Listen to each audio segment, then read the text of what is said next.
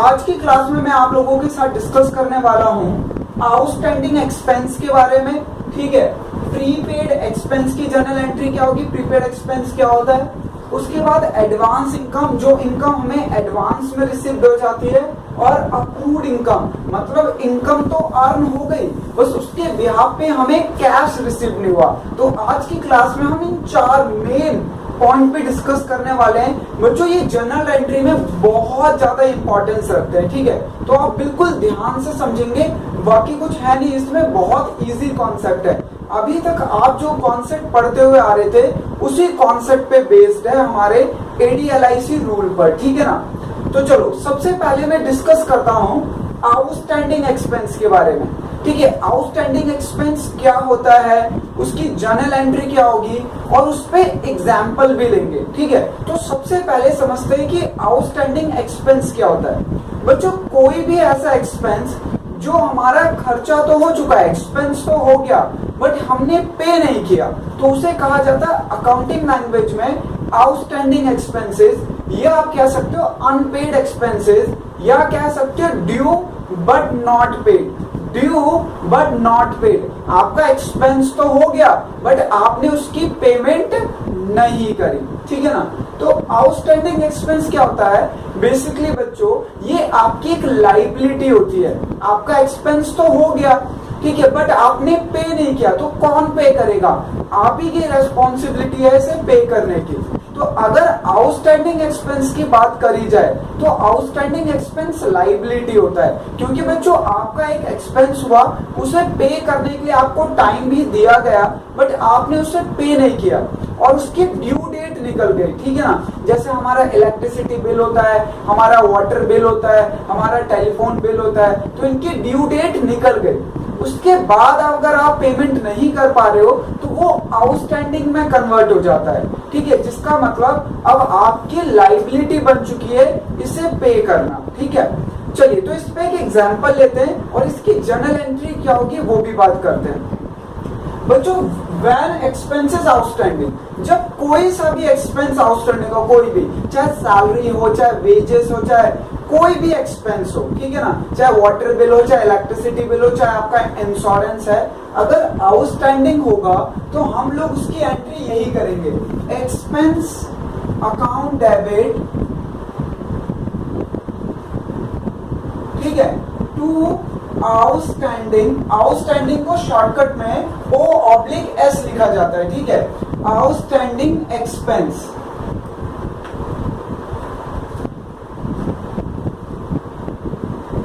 तो हमेशा general entry यही होगी, expense account debit to outstanding expense, और उसके बाद आप नरेशन लिख दोगे फॉर्मेट में। ठीक है, ये चीज आप लोगों को जर्नल का फॉर्मेट प्रिपेयर करके करना है। मैं आप लोगों को समझा रहा हूं तो मैंने फॉर्मेट प्रिपेयर नहीं किया, मैं पर्टिकुलर एंट्री करवा रहा हूं आपको। ठीक है, चलिए अब जरा एग्जांपल लेते हैं इसका, जैसे एक दो एग्जांपल ले लेते हैं बच्चों। एग्जांपल नंबर फर्स्ट, सैलरी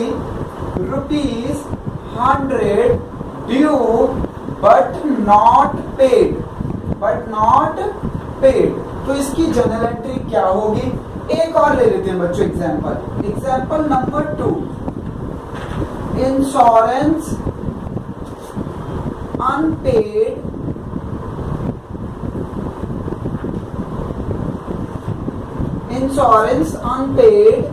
₹50, तो इसकी जर्नल एंट्री क्या होगी। ठीक है, सबसे पहले बात करते हैं salary ₹100 due but not paid. इसका मतलब भी क्या है कि ये आउटस्टैंडिंग है। मैंने बोला है ना, आउटस्टैंडिंग बोलेगा या अनपेड बोलेगा या ड्यू बट नॉट पेड बोलेगा, तो इस तरीके से आप लोगों को पता चल जाना चाहिए कि ये हमारा आउटस्टैंडिंग एक्सपेंस है। ठीक है, अब बच्चों इसकी जर्नल एंट्री क्या होगी, हमारे पास है salary ₹100 due but not paid. तो देखो मैंने ऊपर आप लोगों को सैंपल लिखवा है कि हमारे जर्नल एंट्री का सैंपल क्या होगा आउटस्टैंडिंग के केसेस में। Expense account debit to outstanding expense, हम जिस एक्सपेंस की बात कर रहे हैं वही एक्सपेंस डेबिट होगा और वही एक्सपेंस आउटस्टैंडिंग के साथ क्रेडिट होगा। तो लीजिए हम इसकी जर्नल एंट्री कर देते हैं। ये लीजिए एग्जांपल 1 की, salary account debit, salary account debit, ठीक है, कितना था हमारा ₹100 बच्चों, salary account debit 100 to outstanding salary to outstanding salary ₹100। ये लीजिए।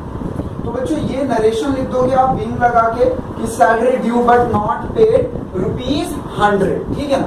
अब आप देखो यहाँ पे सैंपल में क्या था, salary expense account debit to outstanding expense. तो बच्चों यहाँ पे एक्सपेंस क्या था हमारा, सैलरी, ठीक है। तो आउटस्टैंडिंग एक्सपेंस क्या है, सैलरी। तो salary account debit to outstanding salary. अच्छा, अब ये डेबिट हुआ है तो सैलरी हमारा एक्सपेंस है भाई, हमारा एक्सपेंस तो हो गया ना, तो हमारा एक्सपेंस इंक्रीज हो गया। एक्सपेंस इंक्रीज होता है तो क्या करते हैं, एक्सपेंस इंक्रीज होता है तो डेबिट करते हैं। अब हम उसे पे नहीं कर पाए तो वो हमारी लाइबिलिटी बन गया। लाइबिलिटी इंक्रीज होती तो क्या करते हैं, लाइबिलिटी इंक्रीज होता है तो क्रेडिट करते हैं, ठीक है। चलिए नेक्स्ट वाले का भी देखते हैं। एग्जाम्पल नंबर 2 का कह रहा है इंश्योरेंस अनपेड ₹50। बच्चों इंश्योरेंस का ₹50 हमें पे करना था बट हमने पे नहीं किया तो वो अनपेड हो गया है। तो इसकी जर्नल एंट्री पास करनी है आप लोगों को, देखते हैं जरा, ठीक है।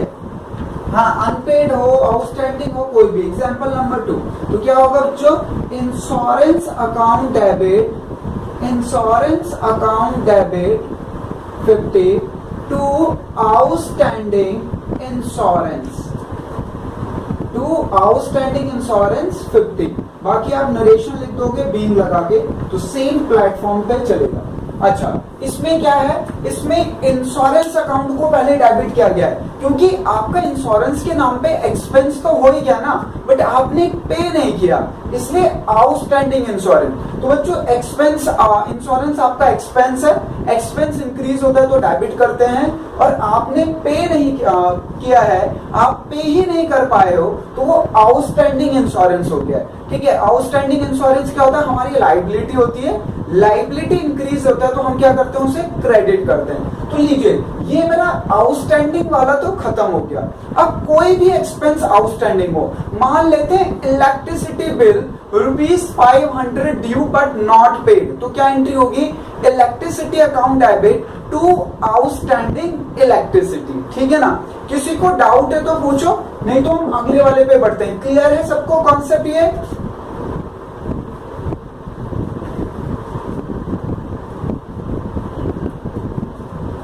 चलो आगे बढ़ते हैं, इस वाले पे बात करते हैं प्रीपेड एक्सपेंसेस पे, ठीक है ना। अब जरा प्रीपेड एक्सपेंस पे बात करते हैं कि प्रीपेड एक्सपेंस क्या होता है। बच्चों प्रीपेड मतलब आपने पहले पे कर दिया, कोई ऐसा एक्सपेंस जो आपका एक्सपेंस था ही नहीं, होता इन फ्यूचर में जाके वो आपका एक्सपेंस होता, बट आपने पहले पे कर दिया। बच्चों आप ऐसे बहुत सारे एक्सपेंसेस हैं जो आप पहले पे कर देते हो, ठीक है ना। जैसे अपनी स्कूल की फीस आप पहले पे कर देते हो, आपकी फीस स्कूल की जो भी जाती है क्वार्टरली जाती है, जब वो पहले पे करते हैं आप लोग, ठीक है।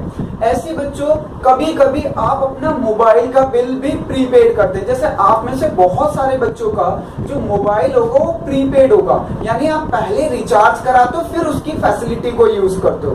तो बच्चों क्या होता है, ये एक्सपेंसेस आपने पहले पे कर दिए, तो इसे अकाउंटिंग लैंग्वेज में कहा जाता है प्रीपेड एक्सपेंसेस, वो एक्सपेंसेस जो आपने पहले पे कर दिए। अच्छा, प्रीपेड एक्सपेंसेस होते क्या है, प्रीपेड एक्सपेंस जो हम पहले पे कर देते हैं, अगर हम सर्विस यूज ना करें फ्यूचर में तो हमारे पास राइट होता है अपने पैसों को वापस लेने का।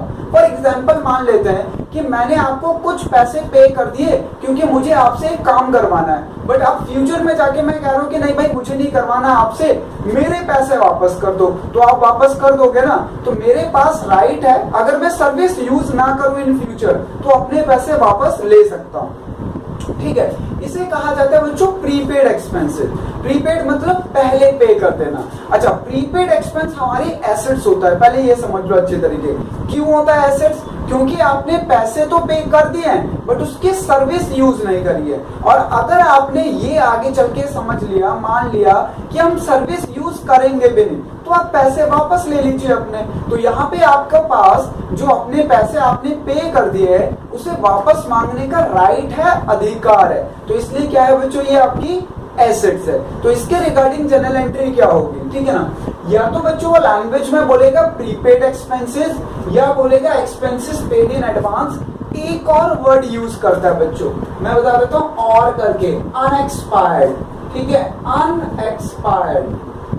इसका मतलब भी प्रीपेड होता है, ठीक है। अनएक्सपायर्ड ये बेसिकली इंश्योरेंस वगैरह के लिए इस तरीके के वर्ड यूज करेगा, तो आपको पता चलना चाहिए। अनएक्सपायर्ड मतलब जिसका टर्म एक्सपायर ना हुआ हो, तो इसका मतलब वही तो प्रीपेड होगा, ठीक है ना। चलिए तो इस पे भी एग्जांपल लेते हैं हम लोग एक दो, फिर डिस्कस करते हैं। ये लीजिए, चलिए वाटर बिल, अच्छा इसका सैंपल लेते हैं पहले कि क्या एंट्री होगी प्रीपेड की। बच्चों हम लोग अगर कैश बेसिस अकाउंटिंग की बात करें तो प्रीपेड एक्सपेंसेस की जनरल एंट्री होगी, ये सैंपल है, प्रीपेड एक्सपेंस, यहाँ पे एक्सपेंस का जो भी नाम होगा वो लिखेंगे आप, प्रीपेड एक्सपेंस टू कैश या बैंक। अगर आप पेमेंट बैंक से कर रहे हो तो बैंक आएगा, और अगर कैश से कर रहे हो तो कैश आएगा, ठीक है ना, डेबिट। ये लीजिए, चलिए अब इसकी नरेशन भी लिख लेंगे हम, बीइंग प्रीपेड एक्सपेंसेस पेड, ठीक है ना। चलिए दो एग्जांपल लेते हैं इस पे, फिर डिस्कस करते हैं इसको। ये लीजिए example number 1, insurance rupees 500 paid in advance, ठीक है। चलिए एक तो ये हो गया, एक एग्जांपल और लेते हैं, एग्जांपल नंबर 2, प्रीपेड वेजेस, ठीक है ना, प्रीपेड वेजेस रुपीज 150, ठीक है। ये लीजिए, तो वेजेस आप जानते हो कि वेजेस पे हमारा एक्सपेंस होता है। वेजेस बेसिकली क्या होता है, जो मजदूरी वगैरह हम पे करते हैं किसी को, ठीक है।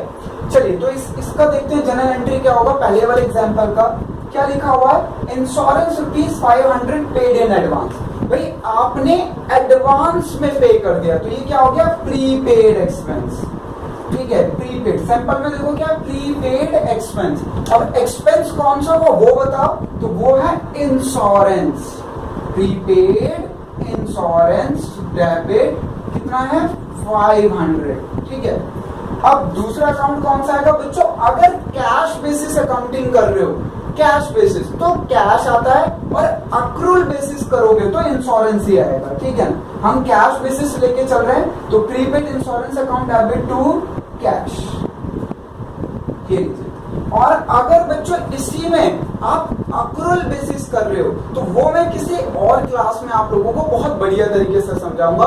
हालांकि कुछ ज्यादा डिफरेंस नहीं आता, यहाँ पे कैश की जगह इंश्योरेंस ही आ जाएगा अक्रूल बेसिस में, ठीक है ना। हमारी दो तरीके की अकाउंटिंग होती है, एक होती है हमारी कैश बेसिस अकाउंटिंग, एक होती है हमारी अक्रूल बेसिस अकाउंटिंग, ठीक है। तो हम डिस्कस करेंगे इसे आगे की किसी क्लास में। लीजिए तो यहाँ पे आप इसे नरेशन लिख देंगे, बीइंग जो भी होगा, ये लीजिए। चलिए अब देखते हैं जरा एग्जांपल 2 का क्या लिखा, प्रीपेड वेजेस रुपीज 150। बच्चों आपने वेजेस को पहले पे कर दिया, अभी आपने सर्विस भी यूज नहीं करी है, पर आपने पेमेंट कर दी, तो क्या होगा इसका general entry, prepaid wages 150 debit 150 to cash 150, ठीक है ना।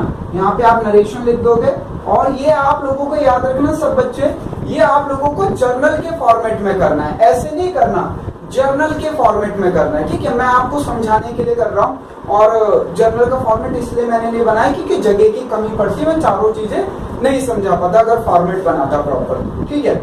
आप लोगों को आता है, मैंने फॉर्मेट भी सिखा रखा, कोई दिक्कत नहीं। तो देखो बच्चों, कभी भी जो हम एक्सपेंसेस पेड कर देंगे एडवांस में, तो क्या होगा, prepaid expense to cash.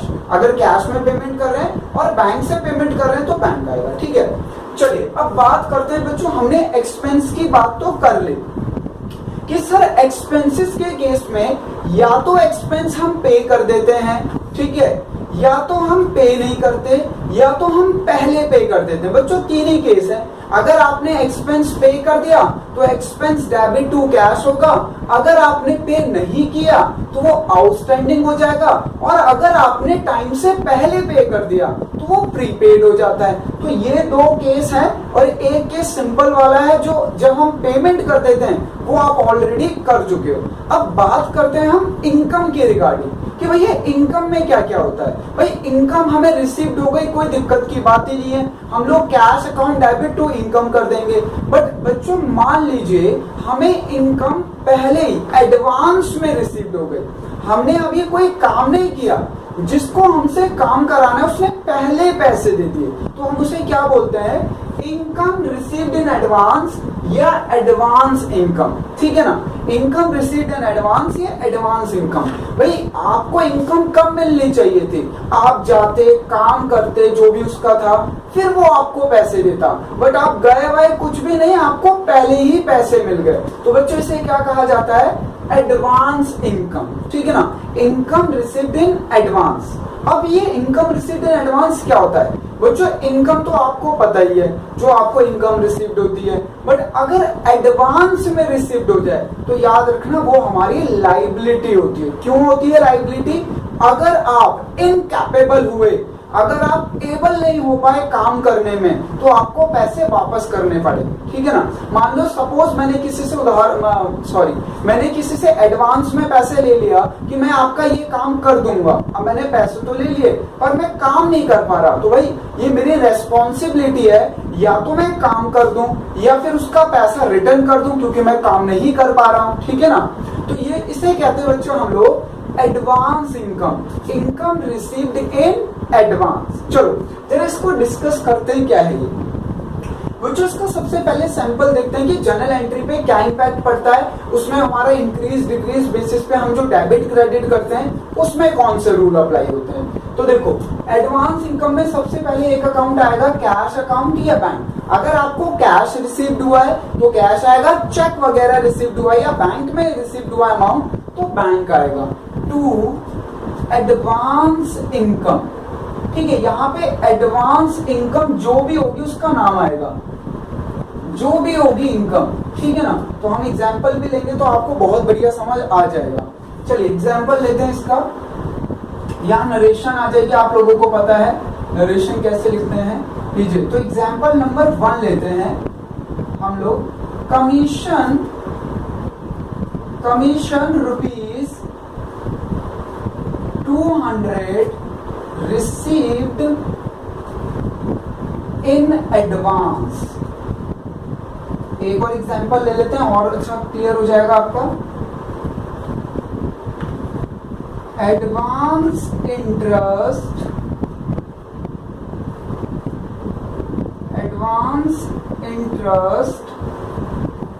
Received ₹100। ये तो देखो मैंने पहले बताया जो हमें एडवांस में रिसीव हो जाएगी, एक तो हमें कैश तो मिल ही गया, भाई किसी ने हमें पैसे दे दिए बट हमने उसका काम नहीं किया अभी तक, तो हम पे एक लाइबिलिटी एडवांस में मिला। तो बच्चों ये इसका सैंपल है, cash account debit to advance income. यहाँ पे इनकम जो भी इनकम रिसीव होगी उसका नाम आएगा। क्यों, अब ये इंक्रीज हो रहा है, इनकम इंक्रीज होती है तो भी क्रेडिट होता है और लाइबिलिटी इंक्रीज होती है तो भी क्रेडिट होता है। बट यहाँ पे ये हमारी इनकम नहीं है बच्चों, क्योंकि हमने इसके लिए कोई भी सर्विस नहीं दी अभी तक, ये हमें एडवांस में पैसा रिसीव हो गया, तो ये हमारी लाइबिलिटी है। ठीक है ना, चलिए तो देखते हैं जरा, क्या रहा है, commission rupees 200 received in advance. तो इसकी जनरल एंट्री होगी cash account debit 200 to advance commission 200। Narration आप लोगों को लिखनी आती है तो नरेशन आप कॉपी पेस्ट मार देंगे। ठीक है, याद रखना नरेशन जरूर लिखना है, अगर आप नरेशन नहीं लिखोगे तो जनरल के फॉर्मेट वो इनकम्प्लीट सा लगेगा और आपके एग्जामिनर मार्क्स काट लेंगे। हाँ, आप उसमें लिखते क्या हो बच्चों उसे इतना ध्यान से नहीं देखा जाता, मैक्सिमम टीचर ध्यान से नहीं देखते हैं। ठीक है, अगर कोई टीचर देख भी रहा है तो आपने जो ट्रांजैक्शन है बीइंग लगा के उसी को कॉपी पेस्ट किया तो ठीक है। नरेशन में, नरेशन का मतलब होता है कि जो जनरल एंट्री पास करी गई है वो किस बिहाफ में करी गई है, बस इतना पता चल जाए उस नरेशन से, और कुछ नहीं होता नरेशन का मतलब। ठीक है, चलिए अगला एग्जांपल देखते हैं, लिखा हुआ एडवांस इंटरेस्ट रिसीव्ड ₹100। हमें इंटरेस्ट एडवांस में रिसीव्ड हो गया। सेम ये लीजिए, कैश अकाउंट डेबिट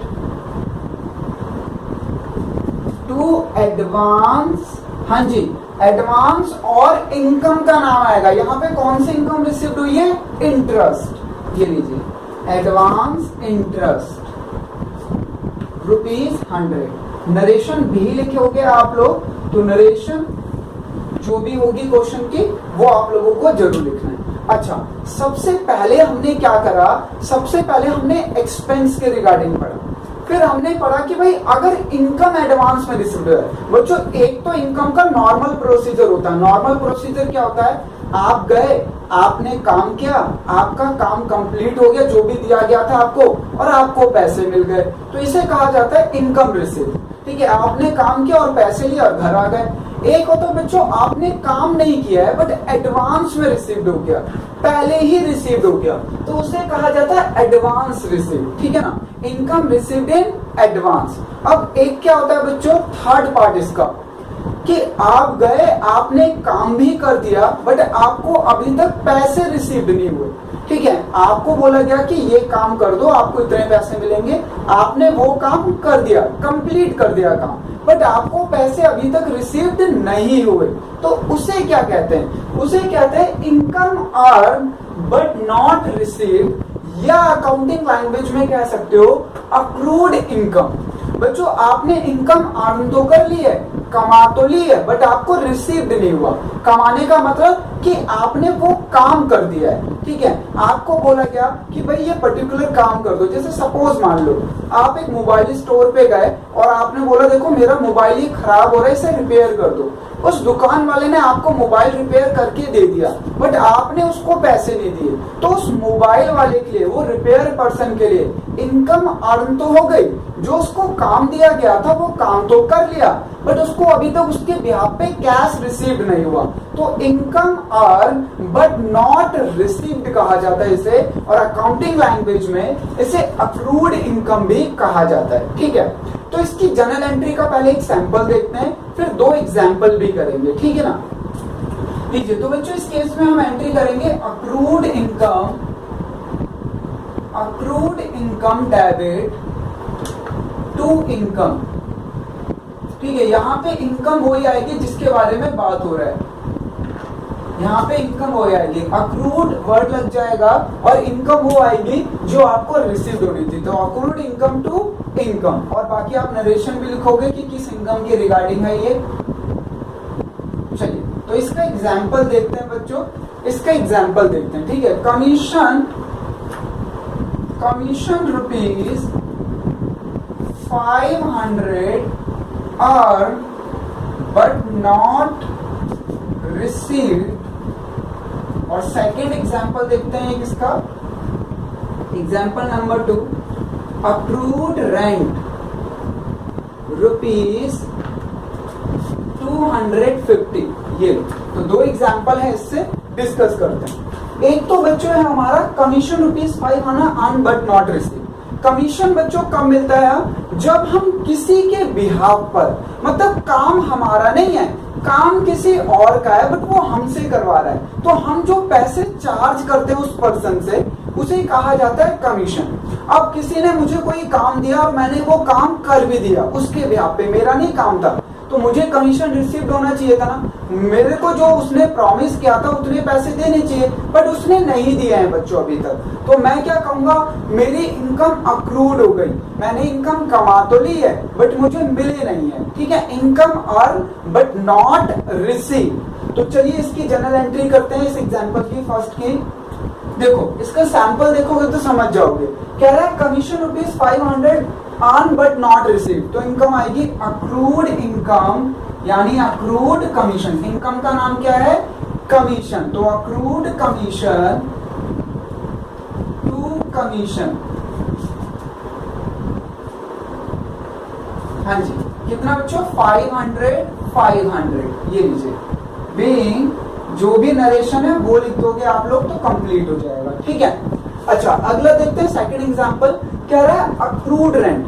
बच्चों यानी आपके यहाँ पे रेंट पे कोई रहता है और उसका मंथ कंप्लीट हो गया बट उसने आपको रेंट अभी तक नहीं दिया, तो आप क्या कहोगे, मेरा जो रेंट है वो अर्न तो हो चुका क्योंकि मंथ कंप्लीट हो गया, बट मुझे अभी किराएदार ने पैसे नहीं दिए। Income earn but not receive. Rent earn but not receive. भाई आप अपने किराएदार से किराया कब मांगोगे? जब पूरा 1 मंथ हो जाएगा तभी तो, क्योंकि बच्चों हम जो रेंट लेते हैं वो मंथली बेसिस पे लेते हैं। तो मान लो वो 1 महीने पूरा रह चुका है, पूरा मंथ 1 तारीख से लेके 30 तारीख तक, तो अब उसे रेंट देना चाहिए, बट वो आपको रेंट दे ही नहीं रहा, आजकल कर रहा है। तो आप क्या कहोगे कि रेंट तो अर्न हो चुका है बट मुझे रिसीव्ड नहीं हुआ। अगर रिसीव्ड हो जाता तो आपको इनकम रिसीव्ड हो गई, तो आप एंट्री करते cash account debit to rent, but यहाँ पे आपको रिसीव्ड ही नहीं हुई है। आपकी इनकम तो हो गई है बट आपको रिसीव्ड नहीं हुई है, तो क्या एंट्री करोगे? दीजिए second example, accrued rent debit to rent, ये लीजिए। बाकी आप नरेशन भी लिखोगे बच्चों वैसे ही जैसे आप लिखते थे, तो ये नरेशन आ जाएगी आप लोग, ठीक है ना? क्लियर है यहां तक सबको? कोई डाउट है, कुछ पूछना है तो पूछो। हाँ, मेरे तरफ से ये बच्चों बहुत ही इंपॉर्टेंट है, ये एग्जाम में जरूर आएगा। आउटस्टैंडिंग, प्रीपेड, एडवांस इनकम और अक्रूड इनकम, ये जरूर आता है एग्जाम में, तो इसलिए आप लोग इसे ध्यान से समझ लीजिए, ठीक है? चलिए इसका पहले स्क्रीनशॉट लीजिए, फिर डिस्कस करते हैं इसे। और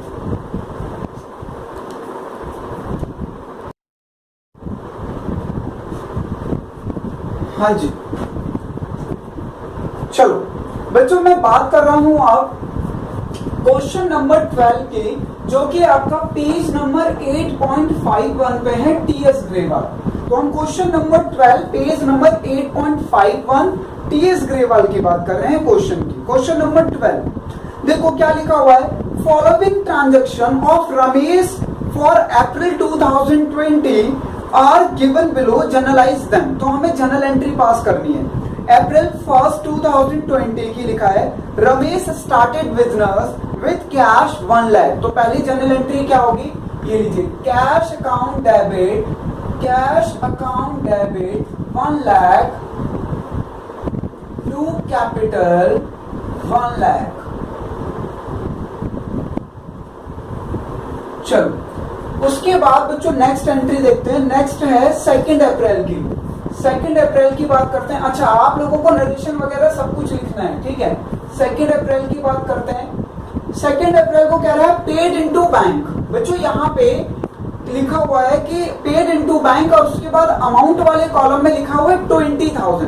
ये मतलब क्या हुआ इसका? इसका मतलब हुआ आपने अपना कैश 20,000 ले जाकर बैंक में डिपॉजिट कर दिया, ठीक है? तो पैसा कहाँ चले गया? बैंक में। Bank account debit to cash. आपका कैश रिड्यूस हो गया और कैश कहाँ पहुंच गया? बैंक में, ठीक है? 20,000। चलिए उसके बाद देखते हैं एंट्री है 3rd की। ये लीजिए 3 अप्रैल। बच्चों 2020 कॉमन ले लिया, अप्रैल कॉमन ले लिया, डेट लिखते जा रहा हूँ, ठीक है? 3 अप्रैल को एंट्री किया। आप लोग मेरे साथ साथ मैच भी करते रहेंगे, ठीक है? 3 अप्रैल की है, बॉट गुड्स फॉर कैश। बच्चों आपने गुड्स को परचेज किया है कैश में, तो क्या एंट्री होगी? Purchase account debit to cash. हाँ जी, कितने के गुड्स परचेज किए आपने गुड्स परचेज किए हैं 50,000 के। ये लीजिए 50,000। चलो अगली एंट्री देखते हैं। अगली एंट्री है बच्चों 4 की। ये लीजिए 4 की लिखा हुआ है, Drew cash from bank for office use. आपने कैश बैंक से तो निकाल लिया पर खर्च नहीं किया। अच्छा, पर्पस क्या है? आपने कहा कि हम तो ऑफिस यूज के लिए पैसा निकाल रहे हैं, बट बच्चों पैसा निकाला है, सिर्फ खर्च नहीं किया है अभी। तो यहाँ पे क्या होगा कि बैंक बैलेंस तो रिड्यूस हो जाएगा बट आपका कैश बैलेंस इंक्रीज हो जाएगा, ठीक है ना? लीजिए, cash account debit to bank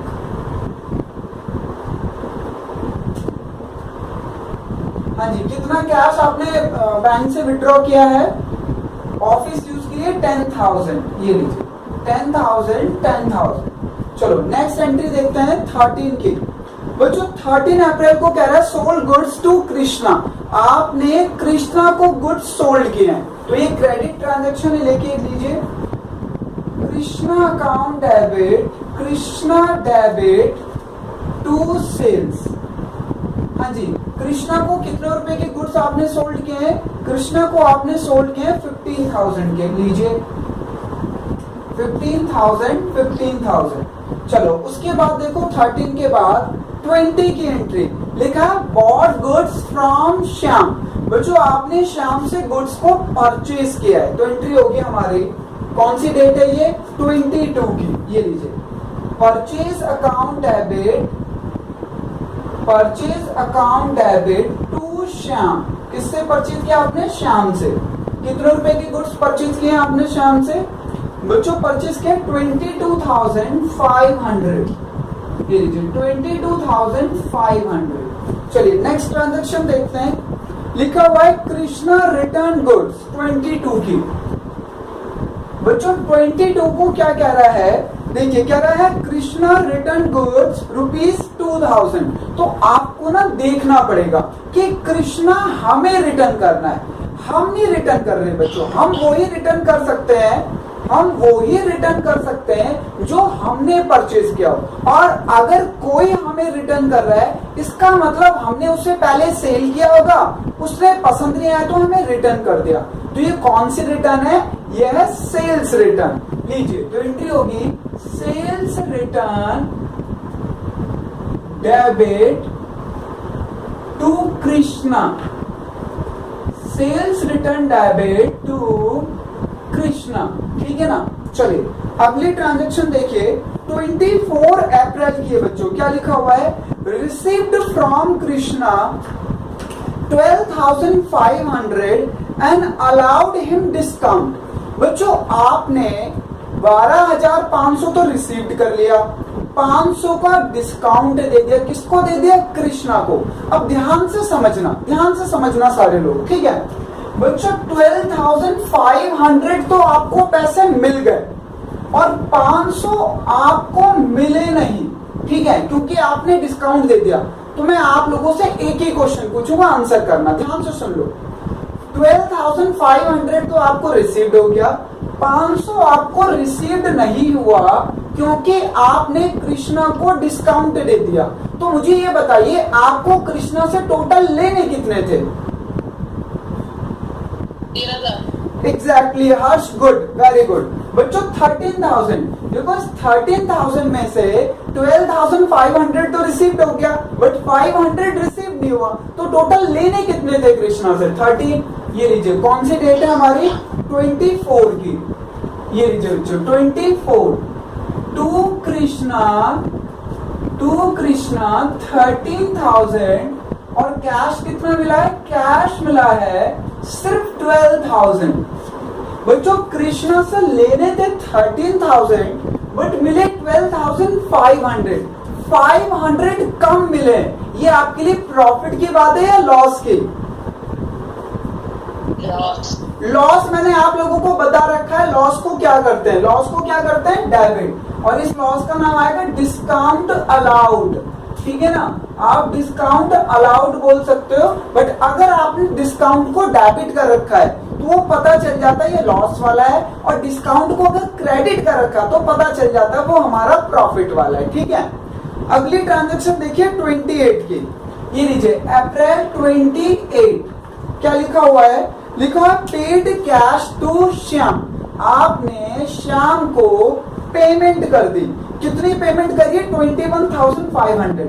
बच्चों 21,500 तो आपने पे कर दिया, और आपने कितना पे नहीं किया? आपने पे नहीं किया 1,000। बच्चों आपने श्याम को 21,500 तो पे कर दिया, 1,000 आपने पे नहीं किया क्योंकि आपको डिस्काउंट मिल गया। तो मुझे ये बताओ आपको श्याम को टोटल कितने पैसे पे करने थे? 5,500। एग्जैक्टली। तो ये लीजिए श्याम अकाउंट डेबिट। बच्चों श्याम डेबिट उतने से ही होगा जितने आपको उसको पे करने थे, यानी 22,500। बट आपने पे कितना किया? सिर्फ 21,500। ये लीजिए टू कैश 21,500। और कितना पे नहीं किया आपने? 1,000। ये जो 1,000 आपने पे नहीं किया, ये आपके लिए प्रॉफिट की बात है या लॉस की, ये बताओ बस। प्रॉफिट प्रॉफिट प्रॉफिट को डेबिट करते हैं या क्रेडिट करते हैं? क्रेडिट। Yes, very good. ये लीजिए, इस प्रॉफिट का नाम है बच्चों डिस्काउंट। ये लीजिए डिस्काउंट, ठीक है। चलिए उसके बाद बात करते हैं 30 अप्रैल की 3 ट्रांजैक्शन है बच्चों। तो पहली 30 अप्रैल की बात करते हैं। फर्स्ट 30 अप्रैल क्या कह रहा है? कह रहा है cash sales for the month. इसका मतलब ये नहीं है आपने कैश को बेच दिया बच्चों, इसका मतलब है कि आपने इस मंथ में कितनी सेल कैश में करी।